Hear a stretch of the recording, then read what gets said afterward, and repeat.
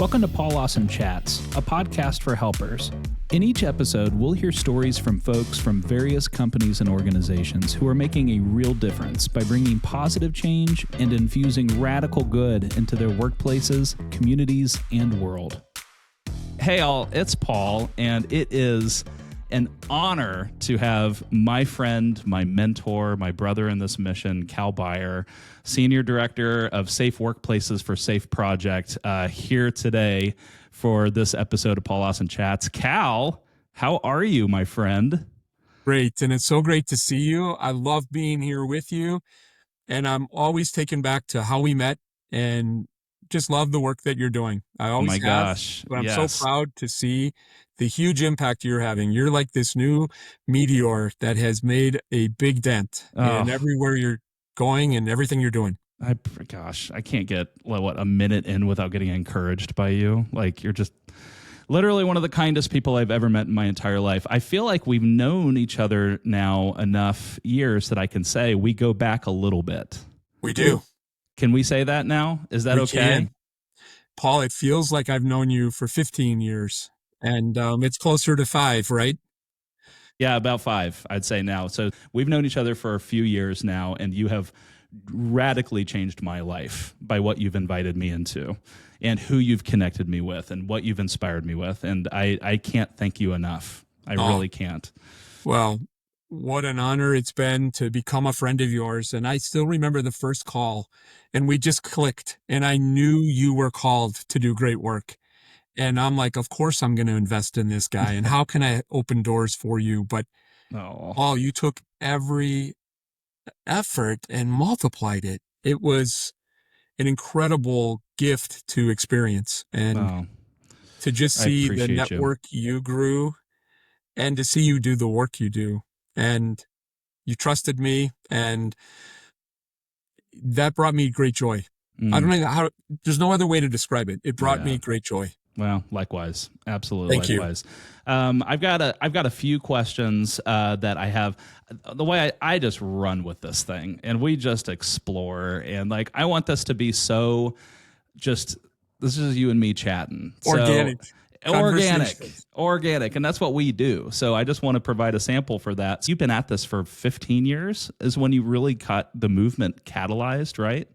Yes. Oh, man. Wow. Yes. So, I mean, man, trove of wisdom nuggets we're about to get, and I am so excited. So I wanted to start with this question. What made you want to become a helper and an advocate? Going back, what was the start of this?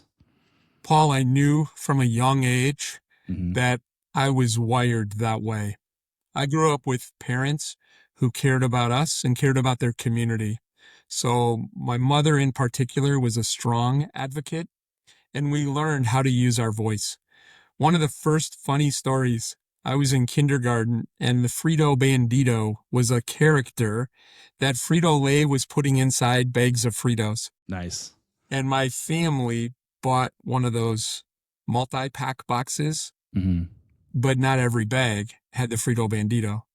I wrote a letter to Frito-Lay because I was complaining that I couldn't give my classmates the Frito Banditos that I had. And kindergarten, I'm writing that letter, probably using a crayon or a colored pencil. And next thing you know, 4 or 5 boxes of the multi-packs came, and a separate box of Frito Banditos in different colors. And I was able to give those out. And what I learned from that little simple lesson was, if you have a grievance, air it and be an advocate for others. And that's what makes you an ally. An advocate usually does a cause for themselves, but that taught me what being an ally was. I was allying on behalf of my classmates. But that continued through my elementary school, my middle school. I got involved with student government. And then I learned when I worked in healthcare how to use my gift of compassion to help others. And I was a comforter for families in an emergency room, in an ICU, on an organ transplant unit. But Paul, I experienced a lot of pain and trauma in those experiences. I decided a career in medicine probably wasn't best for me. But I decided no matter what I did, I wanted to be a caregiver and use that caregiving spirit and help others. Yeah. Mm. So you were wired for this. I mean, you're talking about kindergarten, and that was just your instinct was to was to act out of allyship with your friends and put out this grievance, which was perfectly justified. What do you think? Did you grow up with this? Is this from your family? Like, I just like what made you think a kindergartner? What made you think to do that? My parents taught us this orientation toward action. And that's probably the best example. My mom said, well, what are you going to do about it? Are you just going to complain? Well, what could I do about it? Well, what do you think you could do? Well, how do you call a company? And are they going to take a call? Like, so we talked about it. And then they encouraged me, if you really feel that way, you should put that in writing. And I learned from that experience, Yeah. use your voice. Yes. So I was taught by my parents social justice. And Paul, I've written a lot of articles over the years to Yes, you share have. some of those stories. But Mm-hmm. one experience was my mom asked me when I was in middle school if some friends and I wanted to start a bowling team, that Mm-hmm. they were looking for a group of teens to do a co-ed bowling team. It happened to be at a home for disabled youth and young adults. Okay. And they had a bowling alley and they were looking for teenagers to come in and to set the pins. The bowling lanes did not have automatic pin setters. Somebody had to go in and set them. So my mom probably thought, how many teens would say, yes, we'll go and set pins? But hey, what about showing up for bowling? So my friends and I showed up. My mom had told each of their parents, just so you know, it might not be a real bowling team.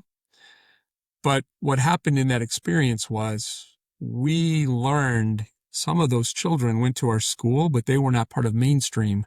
Yeah. They were in a different area. Mm-hmm. It built bridges between us. Yeah. It taught us that human understanding, and it really brought a sense of compassion. And many of us started showing up and volunteering. Some of us went and played chess or checkers or board games Yeah. with the students. Yeah. We ended up hosting a dance between the students with the disabilities, and we each came away a better person, right? Yeah. So Yeah. my mom manipulated me into doing that and then put me at social risk with my peer group. Yes. But in the end, I could only learn valuable life lessons. I love that. I love that because it's coming from such a simple place. Your mom challenged you. What are you going to do about it? Yes. You know, it's a simple challenge. I'll never forget. I think the first time I remember thinking back, like, I want to make sure that I leave a room better than when I first walked into it. Anytime, anywhere that I go, that's through my interactions, through who I'm just helping out, anything. And I'll never forget the first time I ever heard that expression came from my youth pastor. But when we were on a mission trip to Thailand back when I was in high school. Wow. And he was just like, anywhere you go, leave it better than when you first walked in. And that just like, I don't know what part of my brain that kind of like just stuck in there, but it set the path for me to like just start thinking about that and be drawn to that idea. If you can, for me, walking into the construction industry in 2019, not even knowing how I could apply that mindset until, this is it. This is a thing that I can do where I can I walked into the construction industry. I'm hoping that I can make it a better industry by the time that I leave. And so that mindset of just like, it started with you, with your mom. For me, my first earliest memory was like from my youth pastor telling me that. And just think about, and that's what I love about the work that we do and the connections and inviting people to the table of helping. We might be doing that for people for their first time in their life, even as they're 30, 40, 50 years old. Paul, absolutely. And I think, one point of clarification, I did come from a broken home. My mother was a single mom of 2 children, had an abusive relationship. She did remarry, and the father that adopted me and gave me his last name treated me like his own blood. Wow. So my parents ended up having 3 more children. 5 of us were raised not as a blended family, but as a unified family. So my father was clearly instrumental, but that was still in those formative years when that was a new relationship. But I do remember it was my mom who learned being an advocate, Yes. and she had to align allies to help raise her 2 boys when she was single. Yeah. And Wow. I haven't always told that story, but I didn't want people to go, what a mama's boy. He's 64 now and he's still talking about that. But It's it was incredible coming though. from a broken family that Yeah. then was restored to wholeness, Yeah. but the pain still lingered, right? And I took those lessons of learn how to use your voice to help others. Yes, absolutely. And you have. Amazing. That's just really cool. I always want to be able to highlight those little hope elements for anybody who would listen to this to be like, hey, listen, I'm far into my career. I've been a part of this for so long, but I haven't done anything yet. Why should I jump into this? Anybody, if you have a kernel of care for people around you at all, a shred of care for people around you, you have a place at the table and can get started in this. That's And Paul, the message. like from the first call, and you told me about your background when I said, so what were you doing before construction? Well, I was in the ministry. And I'm like, and you came to construction. How did that come to be? And you told me the brief story. And what are your goals? I'm here to make a difference. And I'm like, well, I'll help you however I can. Yeah, and you Let me have. know.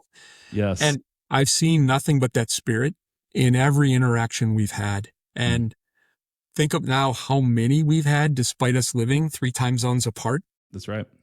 And truly breaking bread with you and your family, your wife and 2 boys, that was significant. And the fact that first name basis, Yeah. we knew about each other. My family knows your family. Just the way we built a true, authentic friendship. It started with that first call of That's saying, right. hey, I need help. Absolutely. And for anybody who has not heard, really, I was at Mid City Electric. We were still kind of kickballing mental health and well-being, but we were really just getting started, didn't know what to do.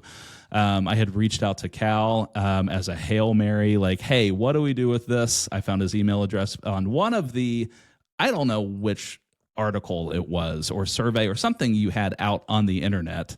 And I found it there, and I just sent a message to him and he responded, and then that's what kicked off this whole thing, this friendship. So I just give people some context of how this whole thing got started.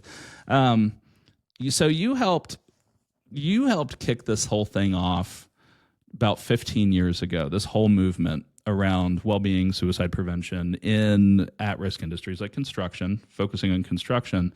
How have you seen the industry evolve when it comes to this topic over 15 years? Wow.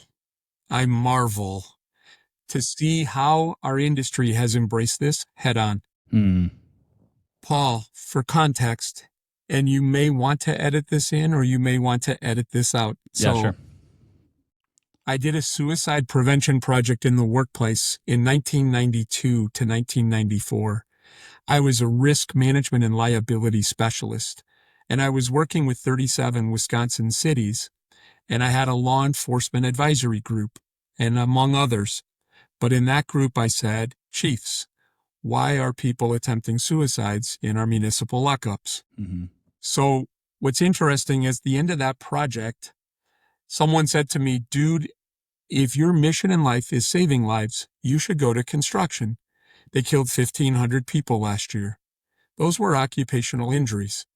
And within 10 days, the organization I was working for, a national insurance company, asked me to be a loaned executive to go to the construction industry, hire 25 risk engineers, and teach them how to build caring cultures. That's what I had been doing, consulting to public entities and to healthcare and to some college and universities.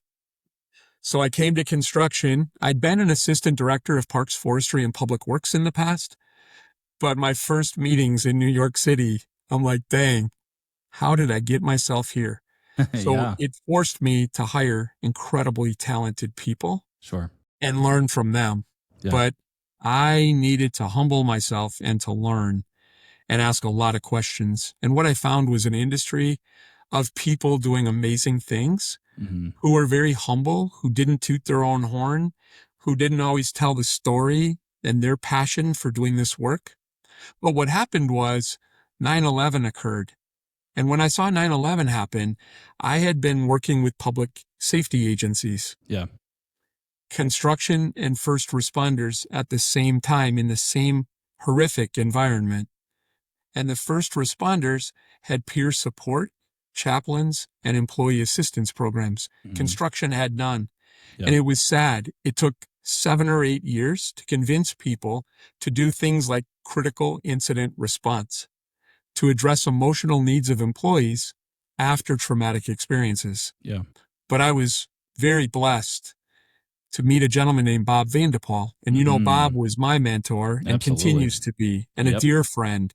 And I remember connecting you to Bob because I wanted you to learn from Bob like I had. Yes. Post 9/11, Bob was teaching me psychological first aid, how to address things. And Paul, I honestly said to Bob, as a risk manager, it's hard enough to get people to want to do real first aid. I just want to take care of people. So can we skip the mumbo jumbo stuff? I honestly said that. And he said, it's hard to do one without the other. What are you saying? Hard to take care of people if you don't understand psychological first aid. Wow. And Paul, I shrugged my shoulders and I said, fine, then teach me. I'll try to learn it. Like, talk about being an unwilling and almost ignorant, stubborn risk person, right? You know, I doubt that you were alone in that. I mean, like, what is that other than like the typical response from like folks in construction about like, okay, fine, I guess we'll do this, you know, like, but then seeing and changing their life by diving into this now. I mean, that's you, right? So what happened was, as I started to have people call me, I don't know exactly what you were saying, but it landed for me. It struck a responsive chord. It made sense to me. There you go. How would we do this for my company? So we would practice and we would show people how it made a difference. What happened, though, was Hurricane Katrina hit, and Bob Vanderpool was boots on the ground in New Orleans. He was a crisis responder helping people. And Bob called and said, this is going to be worse because the displacement and the number of people impacted. So he said to me, brace for impact, keep doing what you're doing, get contractors together and teach them how to take care of people. So Paul, you might never have even heard this, but the Construction Financial Management Association, I'd been teaching human capital risk management, topics like safety and the bottom line, to teach owners how to build these caring cultures. They had me do a program on emergency preparedness, disaster response. And from 2006, post-Hurricane Katrina, to 2016, I did that program hundreds of times.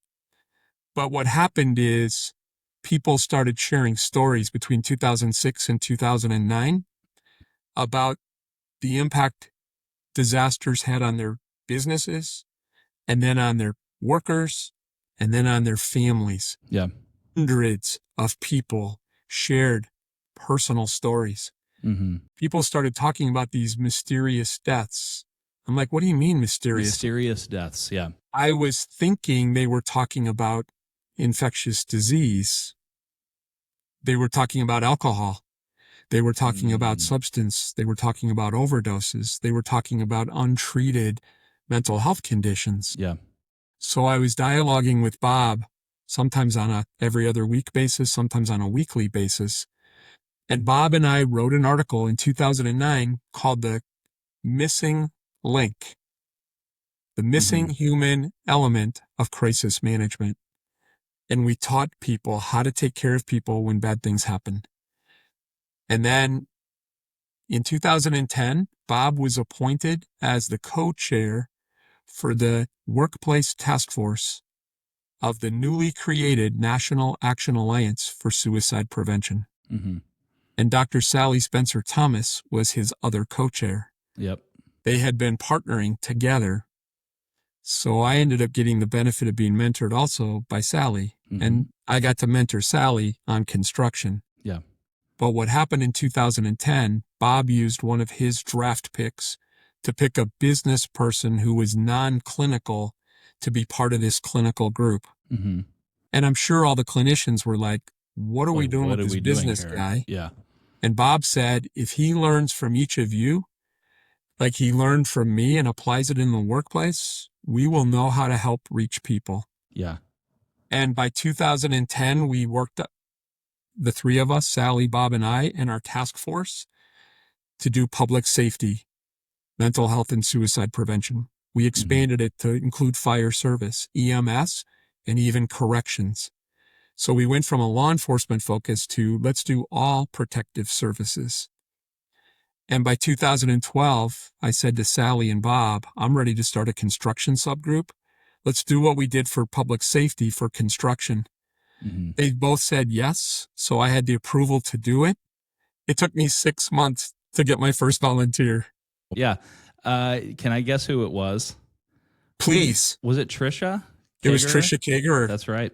Okay. And I know that's an organization that you know, so I can tell that you would know that story. Yep. I begged Trisha, please, I promise you I'll never bother you in your career again. Just say yes. And she became an incredible ally. And over the next several years, I made a career decision. I needed to leave the insurance space, go be a risk manager for a construction company, teach people how to weave this in to the risk and safety culture, and build practices so people would know this isn't unusual. And Paul, what happened when I moved to Washington State, we got further in the first 4 months than I had in the prior 8 years. Wow. I take my glasses off, but it was a V8 moment. That's all it took was for me to be in the industry. Yeah. I'd consulted to construction since 96, but until I was one of the industry, I could only be a helper, but now I could be a catalyst. So there's a whole lot there. That's the timeline. It's incredible, though. I mean, and just to see, I feel like it's even evolved. It feels like, just thinking back to when I first kind of sauntered into it a few years ago to now, it's wild to me how much it's evolved and changed even in that time. Would you agree? Yes. I mean, I feel like totally. It's because you've been, again, you started with the catalyst of this thing back in, when you wrote that article in 2009 and started putting the pieces of the puzzle together with Bob. There were, kind of milestones along the way, but it feels like it's even amplified. It's like it hit the fast forward button, I feel like, in the last few years, and more companies are they're just getting on board. It feels like people understand that this is real. This idea of human capital risk management, people are our core asset. Let's take care of people. They'll take care of the business. So it's that simple. But I think everyone recognized in the post-pandemic world, stress, anxiety was rampant. There was a big flurry of substance use. We saw the world, especially in the United States, the overdose crisis amplified, accelerated because of fentanyl. It became irrefutable. And candidly, we were given better data from 2016 on. Yeah. There was no data until July of 2016. So Sally, Bob, and I were working on this from 2009.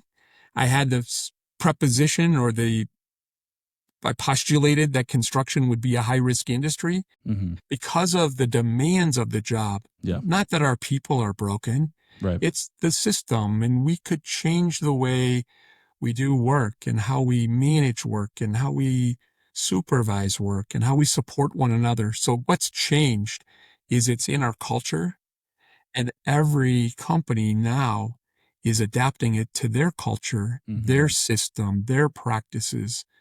And we're seeing best practices exchanged and shared.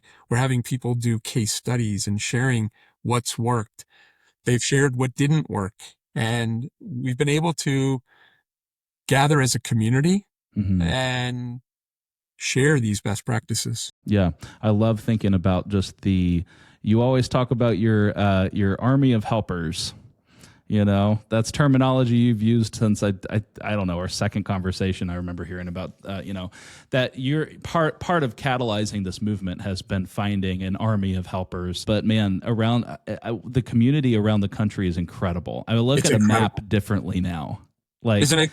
Yeah. To see your connectivity, Yeah. and to see like you build your relationships. Now you connect me with people. Every one of us has done that unselfishly to say we can learn from one another. All that idea of building an army of helpers. When Dr. Sally Spencer Thomas, I reached out to her to say, it's time to amplify this. I need you. Bob's not available. Sally, can I count on you to be a behavioral health specialist that will support me? I didn't feel comfortable doing that alone without having a behavioral health specialist. And Sally is more than that. She describes herself as a social impact entrepreneur. She's one of a kind, and she has this tireless energy. Hard to keep up with her, but we do our best. Sure. What I wanted people to know is Sally was working on this blueprint for suicide prevention in the workplace, in the construction industry. And she had a company called RK out in the Denver area, but they're a national contractor. And what happened was Sally said, would you review it, help us expand it, modify it? I'm like, my best contribution will be helping you spread the message. So I said, here's my 4-part strategy. Will this work? And she looked at me like, oh my God, that's how your brain works? It does. Yeah. It was a media saturation campaign. It was association penetration as a platform. Yeah. Union participation to get critical mass in big cities and to get this into apprenticeship programs. And obviously, over time, we got to non-union apprenticeship programs as well. But the 4th was build an army of helpers. Sally, no matter how good us early adopters are, we're going to all have limited bandwidth. And the industry is so big, so diverse, so spread out. If we don't have an army of helpers, we're doomed to fail. So I want people to know, like, that was 2014 and 15. And I love it when people call and say, just so you know, I'm part of the army of helpers. And Paul, you became a general. You got your own platoon now. Yeah. Indy Kime was one of the first people I heard articulate herself as, I'm just part of the army of helpers. I'm like, you've been a 2-star general for a long time. Maybe now you're a 5-star. Yeah. Yeah. So it's cool to see that image, right? And then when you were at Mid-City and you built your advocates group, I'm like, dang, that's personalizing this. Yeah. You're That's seeing it happen like on the ground at a company, building an army of helpers there. Coming from ministry, and I do tell people a little bit about my perspective on it. I see it as discipleship. When I'm out on a job site, I don't want to lead with my ministry background, because I want to be able to reach anybody, no matter what their belief system is. But from what I learned from being on staff at a church for a long time is that like that discipleship model, that just works. It just works. Does. It's just you go and replicate yourself and the movement and your drive and that like desire to change the world and purpose, and you just go and invite other people into it. Turns out a lot of people want to be a part of that kind of thing, because I genuinely believe that people have that goodness in their heart, even if their decisions or what they believe and whatever, we can all disagree on that stuff, but I genuinely believe that everybody wants to be a part of something that's world changing. I believe. I deep down fundamentally believe that as well. And I honestly believe, Paul, what you just said is the essence of this. We are stronger together. And when we're alone and isolated, feeling lonely or rejected or dejected, nothing good happens. But we can do more together. And this movement toward peer support, you sent me an incredible note this week. There's so much positive happening in that area. It's proving that we are stronger when we are unified, working together. Absolutely. Yes. 100% agreed. So one of the things that I wanted to ask, I'm hearing this more too. It's for the folks in the industry who have found themselves in this place of being a helper and an advocate. A lot of them have black and white, roles and titles at their company that's making the bulk of their paycheck, but they also are doing this advocacy thing because it's more purpose-based. It does impact the workplace, but it's also purpose. How can you, what have you learned in your years of having that risk management black and white role, but also catalyzing an entire movement? How did you balance that? Because I know just in advocacy and helping work, every day can be a draw on your emotional gas tank. It can be, because it's hard. Some of the conversations that we have with especially with us not being clinicians, we have to constantly understand our role and our lane in this, and that we are not clinicians. Absolutely. And we're not therapists, which can be, it's tiring. How did you learn balance with the black and white role that you had as risk management at a company, but also catalyzing this movement as well? No, this was discretionary. This was a personal choice based on a personal commitment of recognizing I can make a difference here and I'm willing to do this. And I'm grateful for my family supporting that. We moved 3 times in pursuit of this time, I think, is the tipping point. We'd had turning points on the first 2 moves, but the tipping point was clearly coming to Washington State. It's time. And I wanted to mobilize what I felt could make a big difference. Mm-hmm. Historically, I didn't do a great job with balancing the work-life balance. Mm-hmm. I did this discretionary work in my spare time. And that spare time ended up taking weekends and ended up taking nighttime. And I rationalized it when the kids were young because they'd go to bed and Chris was working at the time. And then both of us would do career work at night. But a lot of times I was doing that people work because paperwork at night because I was doing people work during the day. Oh, that's a good way of putting it. So I rationalized that I'd always put people first and I would do the paperwork later. Like I remember once being in trouble with an employer for being a year behind on expense accounts because that wasn't helping people. It hurt my family, but I've needed a few reminders and a few wake-up calls. You've got to better balance your whole life. Mm-hmm. And that took some tough introspection to set better limits and better boundaries. That's been hard, but it's truly how I am wired. Yeah. And I will always put the needs of others on a priority level. And then I feel like I know how to manage my emotions. I know how to manage my energy. Yeah. And I have a very supportive family that knows when I need to cocoon, when I need some downtime. Yeah. And then I have traveled in my career. Mm-hmm. I've learned how to rest on planes.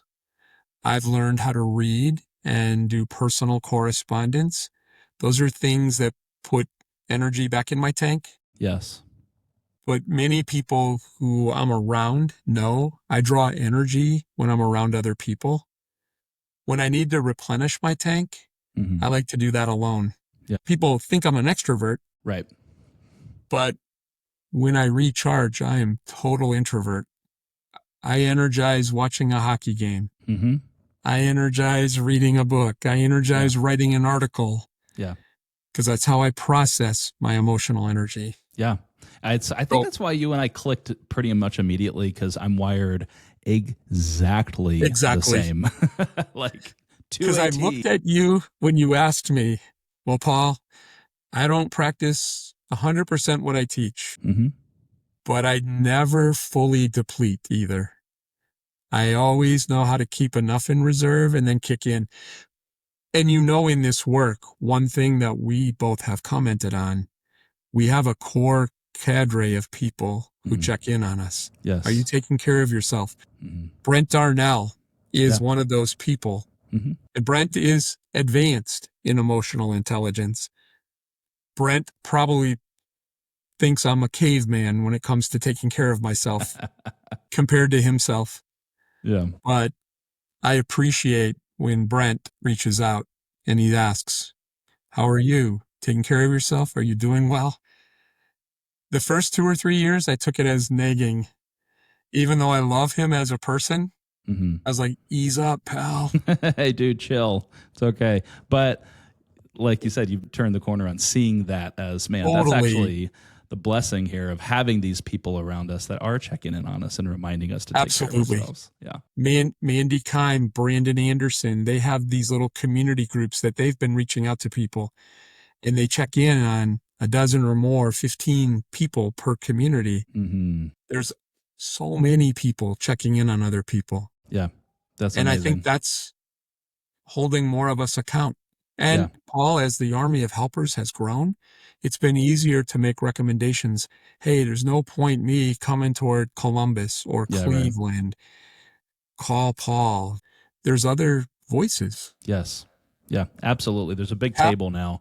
I keep using the terminology of a table. I like that. I like that when we come together for summits around the around the year. It's like coming back to the table, all of us. But then we all have our place in our regions, and I think that's just so.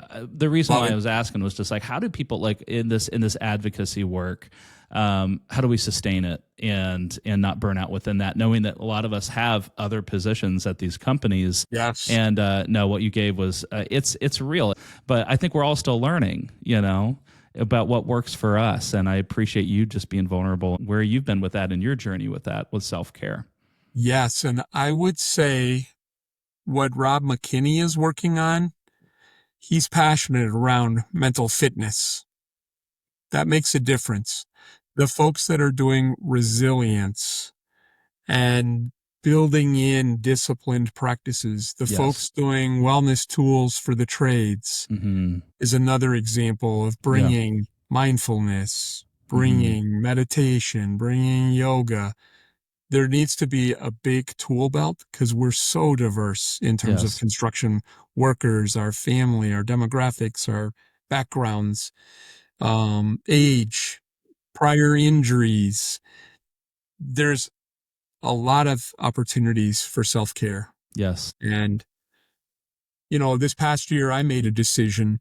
I had been abstinent from opioids for many years. I've shared openly about my struggle as a teenager after knee operations, using, misusing, and then abusing prescription pain medication.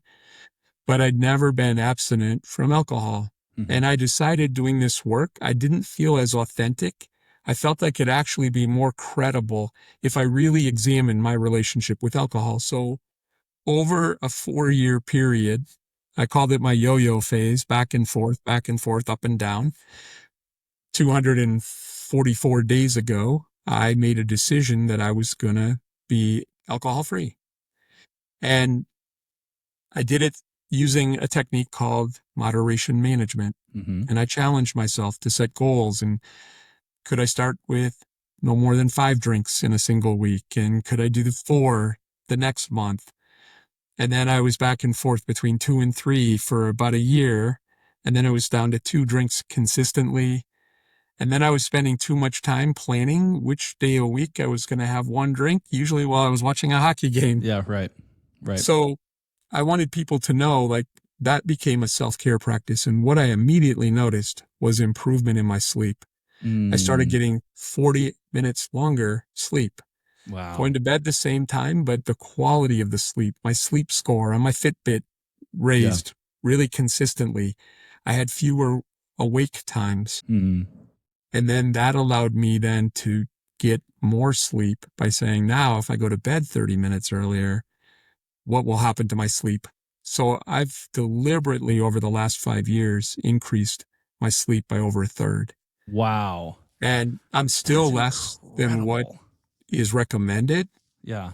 But I'm now only 40 minutes off the low cycle instead of 2 hours and 40 minutes. And incredible, though. I mean, it's simple, practical. These things of sometimes it's self-care isn't just about what you're adding to your life. Sometimes it's also about what you're taking away from your own life. That frees up more of your life. I've taken more things away. Yes. Incredible. And if I don't do personal correspondence on a plane, I'm not going to do that now on a weekend and take time away from family. Yeah. Oh, I'm more intentional about listening to music and personal reflection time in the morning. I'll take that 15, 20 minutes. So that was taking away, squeezing in one extra call. So it does take little, but the lesson is minor differences or minor changes can make a big difference. And then if you look at it, especially those like sleep, I'm doing better with nutrition. I've had to get 2 new belts this year. Hey, there you go. I still have a long way to go, but I'm learning the discipline of fewer snacking for comfort foods. So I do have a lot of good self-care practices. You do. But we're hard on ourselves, right? Yes. We should strive to be better than we were yesterday than perfection. Well, that's like what we were talking about earlier. That's like a lifestyle that we're trying to live on behalf and for the world. We also should probably be practicing that for ourselves too. You know, who I came into as today, I'm hoping I can leave better off when I'm done with today. I totally agree. But yeah, so it's so important because I think I see so many people in our industry and the folks that I talk to who they are just going a mile a second. There's no, it doesn't even seem like a lot of folks feel like they have the energy to stop and even contemplate how can I be taking care of myself better. So I always think that should be a focus in these conversations is how can helpers sustain themselves in being a helper, you know? Without that sustainability, we're thin, right? But we can replenish and build the army if we teach people that this is sustainable. So I'm in full agreement. Yeah, absolutely. And Paul, I think what's cool here is think about your blueprint for well-being that you're doing in Columbus. You focused on holistic health. Yes, we do. And it's more about well-being. Yes. And less about mental health. Yeah, blueprints for well-being. And this is a very powerful message. Back in the day, I wish if we'd led with health and wellness, it would have sounded really soft and it would have sounded, right. Sadly, it was a crisis. We needed to amplify it to a 3 and 4 and then 5 alarm fire when the data came out around suicide. Like, crud, they were right. This is a problem. I wish we would have been able to do it through health and wellness. With the pandemic, we embraced this idea of the intersection between physical health and emotional well-being. But that is the pathway that takes away the stigma of mental health. You know, I've done a survey question over 250 times. What's the first thing you think of when you hear the words mental health? And I give 2 choices. The presence or possibility of mental illness or the absence of mental illness. When we say mental health, it should mean mental fitness. It should mean wellness, the absence of mental illness. Yeah. But the way we were socialized and conditioned, we hear the word mental health and we think mental health crisis, mental health meds, mental health condition, mental health diagnosis. So it was so taboo. Paul, of those 250 times, only 8 times has the answer been less than 85%. Wow. I've had groups with polling questions as big as 15 or 1,600 that rated that as 100%. The presence or possibility of mental illness. So when companies today say to me, Cal, what's the biggest takeaway? Don't talk about mental health. Talk about worker well-being and focus on sprain and strain prevention and control. Yes. Because then we won't have acute pain that turns into chronic pain that causes irritability, sleep deprivation, which leads to fatigue, which makes people take shortcuts because you just want to get through the day rather than thrive through a day. You go in as far upstream as you possibly can on this. And that's what I hear that. That's what, when I hear you say that, I just think of as going as far up that river as you can possibly go. And it's hard because we have time constraints. Yeah, right. If you think about, we have limited windows where we can truly train our employees. And if you think about the industry and the rotation of workers from one company to another, almost a migratory pattern of ebb and flow of workers. And then we each do toolbox talks. So I think that's been a powerful message. The more companies that are talking about this, people are tuning in rather than tuning out. Like, hey, wow, every company is talking about this. In the early days when there were only a handful of companies talking about it, people, yeah, that's just that guy. I don't have to worry about this. Yep. So everything that you've said, this is a movement. We took a cause and morphed it into a social movement. Yes. And the announcement came out this week for the 5th annual Mental Health Summit in Portland, Oregon, right out there, kind of close to you. How far are you from Portland? About 180 miles. Okay, so that's not, you're very close. So we're going to be in your neck of the woods then. Yes, and I'm excited about it. Sally and I have talked about me coming back as one of the co-chairs. Yes. And I'm trying really hard to say yes. And I think the fact that I'm sharing with you means I'm going to need someone to tell me no.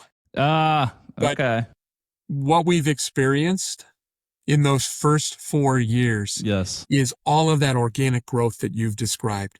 The building of this social network.